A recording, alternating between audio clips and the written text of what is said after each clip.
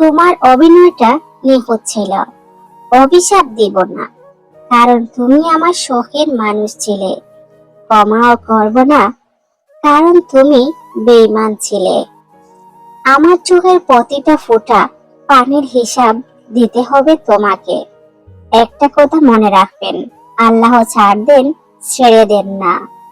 বউকে প্রকাশ্য সম্মান দিলে যে সাহস পেত না, বন্ধ করে স্বামী স্ত্রীকে যতটা ভালোবাসা ও সম্মান দেয়, এই ভালোবাসা যদি সবার সামনে দেখাতো, তাহলে অন্য লোকজন তার স্ত্রীকে অপমান, অবহেলা, অবিচার করার সাহসও পাইত না।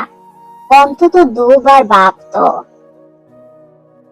ঘরের বউ যতদিন ভালো থাকবে, ঠিক ততদিনই সবার সাথে সম্পর্ক মধুর থাকবে।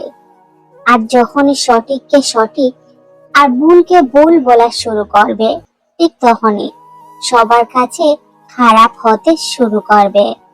আর সবার কাছে বলতে থাকবে, ঘরের বউ চালাক হয়ে গেছে, আগের চাইতে শয়তান হয়ে গেছে। আসলে এই জগৎটা মিথ্যার সাথে জড়িয়ে আছে, সত্যের কোনো মূল্য নেই।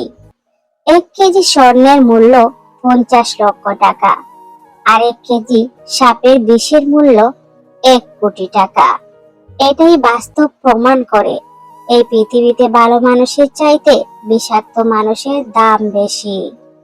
কিছু কিছু বাবারা বাচ্চাকে এত বেশি ভালোবাসে যে বাচ্চার কিছু হলেই মাকে দোষারোপ করতে শুরু করে।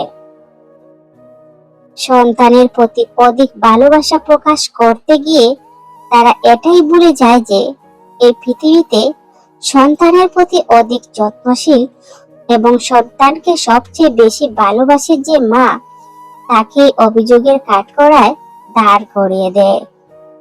শেক্সপিয়ার বলেছেন, একজন মেয়ে কখনো একজন ছেলের বন্ধু হতে পারে না, কারণ এখানে আবেগ আছে, দৈহিক আকাঙ্ক্ষা আছে। নারী এবং পুরুষের মধ্যে কেবল বন্ধুত্বের সম্পর্ক থাকা অসম্ভব।